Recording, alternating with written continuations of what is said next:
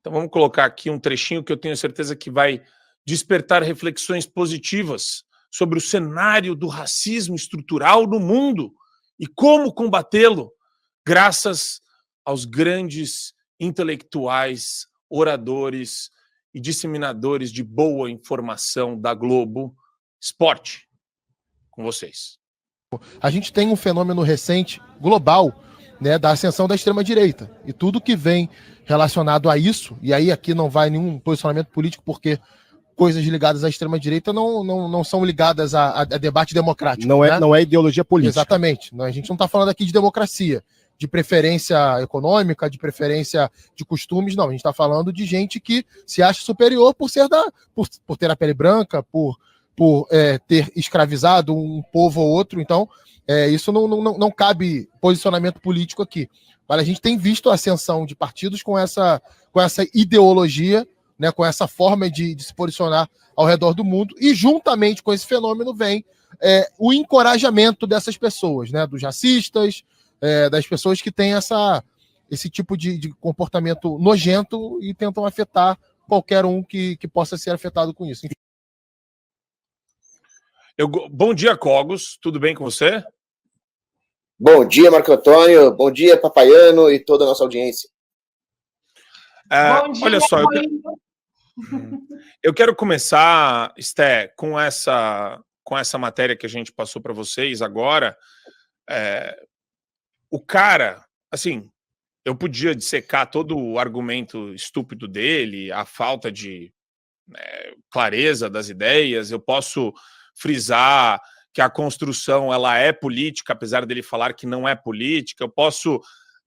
nossa, tem tanta coisa aqui para a gente trabalhar, porque eu tenho pena, Sté, de uma pessoa que tem uma visão tão imbecil do mundo, tão cretina, tão vulgar, uma pessoa que atribui toda hora essa causalidade sem o mínimo do mínimo de evidência.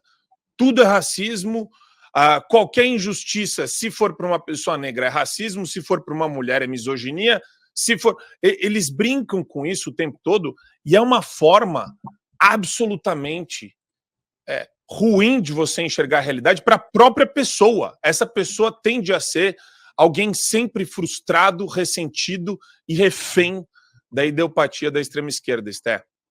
Isso, mas você sabe, Marco Antônio, que isso adveio, né? A fonte disso foi o próprio Vini Júnior. Ele teve no passado, né, ali algumas ocasiões da qual ele realmente sofreu injúria racial. E ele vem se estendendo para todos os episódios da vida dele, aquele fato em específico lá, quando as torcidas, né? Se não me engano, do próprio Real Madrid foi que fizeram isso, ou enfim, não sei qual foi a torcida lá, eu lembro na época, foi ano passado, retrasado, enfim. E aí eu quero destacar, na verdade, a opinião de um jornalista da Sport TV, que ao contrário dessas sinceridades da Globo, do próprio Vini Júnior, que relacionaram isso ao... Vamos lá, o Vini Júnior, ele não relacionou especificamente ao racismo, mas a luta dele antirracista, vamos botar assim, né? E aí, esse jornalista da Sport TV, cujo nome é Conrado Santana, ele rebateu absolutamente todos eles, numa programação, porque ele discordou desse possível racismo, né, com a não premiação, com a bola de ouro.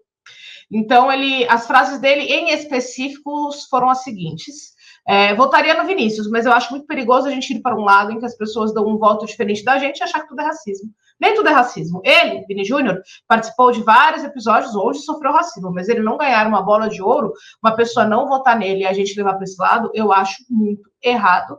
E ele disse na participação nesse programa Seleção da Sport TV e ainda completou: o mesmo acontece quando um jogador lá da Europa fala que não gosta da dancinha do Vini Júnior, e uma coisa é não gostar da dancinha, do jeito dele provocador, outra coisa é achar que xingar ele na arquibancada, quando fizeram os xingamentos, que isso sim a gente consegue correlacionar com o racismo. Eu sei que ele passa por isso, eu defendo ele, mas eu acho que uma pessoa tem o direito de achar o Rodri, que foi quem ganhou, acho que é Manchester City, né, o prêmio Bola de Ouro, melhor do que ele. A gente levar para esse lado é perigoso, porque aí o Vini Júnior nunca poderá estar errado ou ser apontado como pior que outro jogador, ele concluiu. Eu acho que é mais ou menos por aí. O cara foi muito simples no apontamento dele, ele não fez um apontamento ideológico, diferente desse pessoal da Globo, que literalmente militaram, né? Então isso está insuportável. Hoje a gente está vendo militância em todas as áreas da nossa vida. Às vezes eu tenho medo de acordar de manhã, abrir a geladeira e dar de cara com militantes, sabe? Então a gente não consegue viver um dia em paz, não dá para assistir um futebol em paz sem se deparar com essa turma da militância woke. Bom, mas o resultado a gente está vendo que está vindo nas urnas, né? Quanto mais eles estão apertando a sociedade com a militância woke, menos eles estão... menos a turma que prega tais coisas está acendendo as esferas de poder. E é isso. Eu tenho um problema sério com a utilização dessa lente, meu querido Cogos, porque quando a gente fala em alta performance, principalmente troféu para atleta, por desempenho, mérito ao longo da carreira, quer dizer, é muito fácil você usar esse super trunfo. É um grande super trunfo. Porque você não precisa, na verdade, virar e falar aconteceu tal coisa com tal pessoa e eu fui injustiçado. Você não precisa ter uma motivação concreta, explícita, pública. Basta você jogar para a galera da imprensa que adora perpetuar essa história, Cogos. Fui alvo isso aí é aterrador. Esse discursinho... Oi, tá dando para ver? Tá bom o som? Perfeito. Ok, então, esse discursinho aí é um discurso baseado no marxismo. Se chama teoria crítica da raça. E eles tentam criar divisão social, cisânia social, onde não existe. E com isso, o que eles fazem? Eles tiram o mérito das pessoas pretas e acusam todos os brancos de estarem se arvorando em vantagens racistas, o que é uma grande mentira. E com base nessa mentira, eles procuram jogar um grupo contra o outro, dividir artificialmente a sociedade. Para começar, para início de conversa, os racistas sempre foram os esquerdistas. É só você ver a história americana. As leis de segregação racial nos Estados Unidos eram leis aprovadas e apoiadas pelos democratas. Sempre foi assim.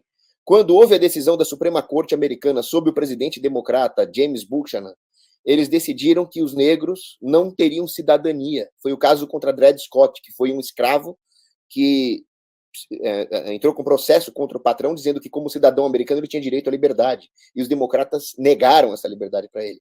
Depois tinha a White League, democrata, que cometeu um massacre contra pretos e republicanos em 1874, massacre de Cuxata. Depois teve a Ku Klux Klan, que também era ligada ao Partido Democrata. Então, a história da humanidade sempre foi ali a história das pessoas contrárias ao direito natural, coletivistas, escravizadoras, contra os defensores do direito natural de todos os seres humanos. Os esquerdistas sempre estiveram do lado dos coletivistas.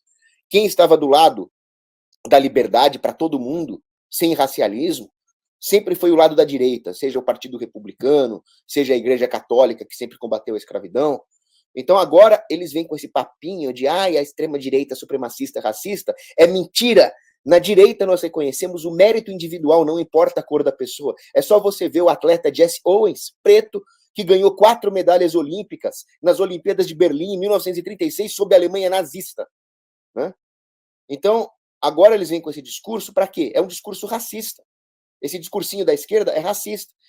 Porque significa o quê? O branco nunca pode ganhar nada, senão ele é um racista.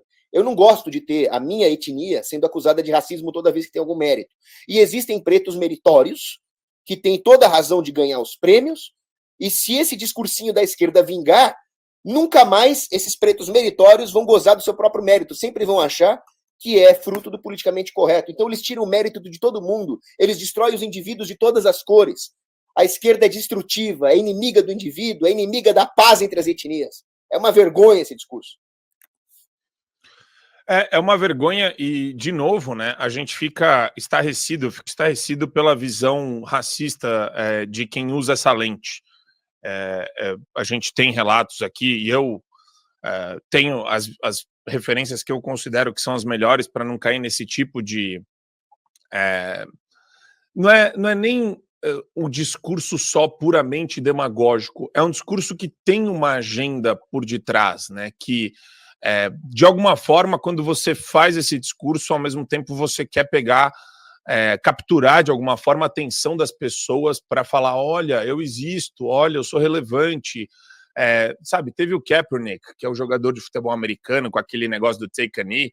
Depois fizeram uma propaganda ainda, falando que o processo de draft do futebol americano era semelhante, fizeram um paralelo, inclusive, com a seleção de escravos. Um negócio, assim, surreal, e que, se você estimula isso, vai na linha que o Cogos falou. Não existe mais disposição para lutar para ser o primeiro lugar. Você fica toda hora dentro dessa bolha de ressentimento.